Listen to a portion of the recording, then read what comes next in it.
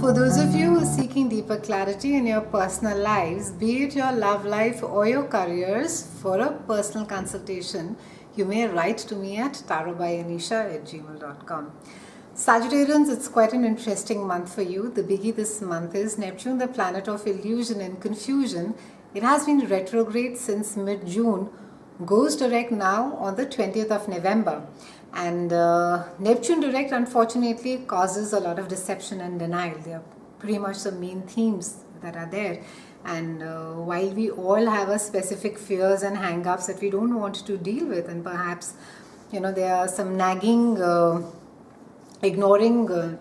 financial issues, or telling yourself that your lesser than satisfying romantic relationship is exactly what you need, chances are that Neptune is behind any excuses you invent to support these ideas. Now, Neptune direct also allows us to keep external factors at arm's length and escape into our own inner worlds. And we don't really feel as crisp or as clear as we have in the past. So this is just a heads up for you. And the good news about Neptune direct is that it encourages expressions of idealism, creativity, imagination, compassion, spirituality, and the dreams that you may have silently held in your hearts. It's a time that they may gently rise up to the surface, and it's a time where you can take steps to turn them into reality. Let's break up the month for you, Sagittarians. Now, on the 3rd, we have Mars that is moving into your house of communication, little bit of travel, siblings and community, and it's a time where you're going to be driven to communicate quite openly, Sagittarians. There is a lot that you have to say, and you're going to say it. Any conversations that need to be had, you try and have it now. There's just a sense of urgency that Mars is going to be giving you. Keep your mind occupied, stay busy, ensure that there's not a lot of conversation or maybe aggression that gets, or rather coats, the conversations that you may be having with people around you. Your schedule is packed during this time, and you're going to be feeling far more social and engaging with others during this entire phase. You could be slightly scatterbrained as well during this time, Sagittarian. So just try and don't pick up projects which require a lot of detail, which require a lot of depth and a lot of your attention. Try and sort of keep the bigger picture in mind. Don't get into the small nitty-gritty affairs, because you're just not going to be able to focus. There can be some news about a sibling. There can be something that sort of maybe a conversation needs to be had. Maybe there is some mitigation or something that's required from your side, and you could be called up to sort of mitigate and give advice to a sibling. On the 12th, we have Venus that is moving into your house of earned income and self-worth, and over here Venus is joining Pluto, and Pluto has been digging up this house for you for quite some time, and it carries on doing so till about 2023. And Venus over here Venus is a natural ruler of, besides love, beauty, sex, romance, it also rules money, and Venus is quite happy being over here, and it's a rather Venus feels rather content being in this position, even though there can be some restlessness when it comes to money and when it comes to spending of that particular money over here. And you can be more inclined to want more things around you, and financial security, enjoying of good things in life. You're just wanting to sort of surround yourself with beautiful things, just things that make you feel good, a sense of luxury which is around you. And it's a stable position, however, for love matters and close relationships as well. And you're going to be valuing those people who make you feel comfortable, and familiarity is going to be more important. Sagittarius, interesting thing is that as much as I wouldn't say that money is not important to a lot of you, but there is going to be a sense of trying to buy the comfort through material things. It's the focus is really more on the physical wealth over here, and also there is going to be a sense of worry that how much of money have you accumulated? Is it enough? So even for those of you who have enough, there is just going to be this sense of trying to save more, have enough, or a sense of maybe that I still don't have enough over there. So because this house also rules self-worth, try not to sort of and if there have been childhood issues, or when time that you were growing up there was a sense of scarcity around you. Maybe you didn't have enough. Try not to sort of let that cloud you now, and be in that place where you are maybe focusing more on the material wealth and less on your happiness and how it is, or you should be living life fully. On the 13th, we have Mercury that is moving into your own house, and it's a fantastic position, and is joining Saturn there. Now, Saturn has been there. Again, it's doing its 2.5 year circuit, and it completes by end of 2017. And Mercury over here is going to be quickening your mind, Sagittarians. You're going to be on a treadmill of the mind. So there are going to be a lot of more ideas and plans. You want to talk to anyone who's going to be listening to you. You want to share your ideas, and the thing is that you need to be thinking through carefully before, in any case, you suffer from a foot and mouth disease, Sagittarians. It's a time where you must think through things before you really speak up, and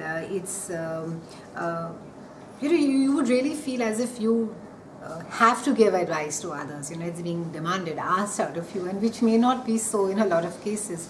So try and sort of use your judgment over there, and be careful not to step on too many toes. On the 14th, we have a full moon in Taurus that is there in your house of day-to-day chores, your health, and your work. And it's a time where you are going to be sort of looking in the mirror and saying, this is it, I'm going to be starting the exercise program, or you're going to be just crushing out a cigarette and with disgust and say, okay, I'm going to quit smoking. The thing with is that when full moon happens, and particularly in the house of your health and with the house of work, it's a time that it's a brilliant time to be starting something new. It's a brilliant time because something has got finished. There's been a cycle, there's been a fruition, completion of something in your life which you've been trying to give up for the longest of time. And but however, it's because these are just some examples that how one feels with a full moon when it comes and sort of transits through this particular house. But if this particular aspect is also activating the rest of the personal planets, or if it's just an eclipse for you that is happening there, then it can be far more dramatic or even more intense, depending of course on your natal chart.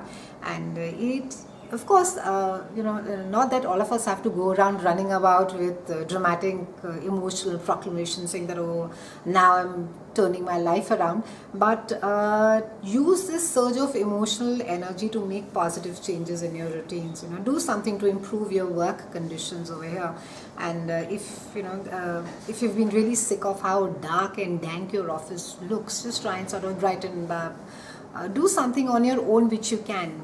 Change it, move over there. And also, as far as your workout is concerned, get going on your exercise, nutrition that you've forever been toying in your mind. And this may be also a time when, for some of you, maybe you've been on a great workout project, or maybe a long diet plan that comes to an end. For some of you at the workplace, it could be that a project gets over for you and it's got done well. So it's now time to look at more further work projects. On the 20th, we have Neptune that is going direct in your house of home. This is a house which you share with other people, where you live, your house. It's a house of Cancer, and it is also a house which rules your mother. And this cycle brings about some confusion with your past, and it has to do with your past, it has to do with your home life, and you're more idealistic around this time. And when it comes to relationship with loved ones, particularly family, and it can cause a few problems if you're not careful. And it can be I think it can be your non-committal attitude towards life, which can just sort of frustrate people around you. So Sagittarians, try and I think during this time you're going to be feeling quite detached from your family. There's just this sense of elusiveness around you which could just generally frustrate everybody around you. And or it can alternatively, it can also be that there's some distancing involved with family members, or family members need some special care, and you are required to be making some sacrifice around this time. And try and sleep during this Neptunian phase. I've seen that what really works, especially when it comes into this particular house, is that sleep more. When you're at home, ensure that you're having, so say if you're used to sleeping for 6 hours, try and ensure that you're sleeping for 8 hours. Give your body that physical rest that in itself will recuperate on its own. Neptune, this particular, the stationary direct phase is what it is really called. During this time, it is, besides encouraging denial and besides encouraging more confusion in our lives, it's also a time for letting go of things that have not been working. So specifically at home, if you have forever been trying to change people around you with whom you live, your parents, say, if you're forever irritated with them about something, it's time to sort of keep pushing them and accepting them for who they are and how they are, and really go about living your life. I think even for some of you, if there has been forever been this dream home that you wanted, because Neptune will also create that sense of unreality, things that really don't exist, but that idealism is so high in the mind that you feel that, oh, forever, I'm sure it exists somewhere, you don't know where, but so it's a time again to sort of realign yourself to reality, let go of things that have not worked, and specifically at home. Also, I think if home has been like a dream project for those of you, and there's something, either is an investment that's happened and that could need maybe another, you need to maybe look at it again, and there could just be a sense of that it's forever the project is getting delayed, and it seems very elusive right now. So it will be wise if you could just, maybe you want to sell it, or maybe, take another look at as to how it is that you want to take that ahead. On the 22nd, we have Sun that is there in your own house as well. How lovely is that?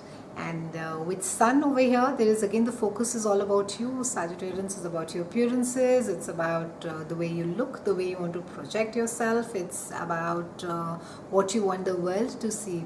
And normally this house, it's very, very hard for a lot of astrologers to read, because our own dreams, desires are very unique to us. So it gets very hard to read this particular house. But the interesting thing is that when we have Sun coming over there, it just sort of comes and brings out not just the focus, but it also encourages you to express yourself the way that you are. Stay genuine, stay authentic, and that's really what the core of this particular phase is. And it's a time to be starting something new in your life, especially if you're going down a new path. On the 29th, since we have a new moon as well that is coming and joining Sun over here in this particular house, it's just going to be making you feel more confident, and you're going to be feeling that you're willing to go out and take a risk, without either needing permission or without validation. But try and sort of not be so self-centered, because it's all about you. The entire focus is on your own house, yourself, your dreams, your desires. Try and sort of look at the larger picture as well, Sagittarians. While it's the new opportunities are there for you to be breaking free of something that you've been doing for the longest of time, but this also is a time where you need to be really going beyond yourself, looking beyond yourself. It's been a pleasure speaking with you, Sagittarians. I'll see you again soon, and thank you so much for watching.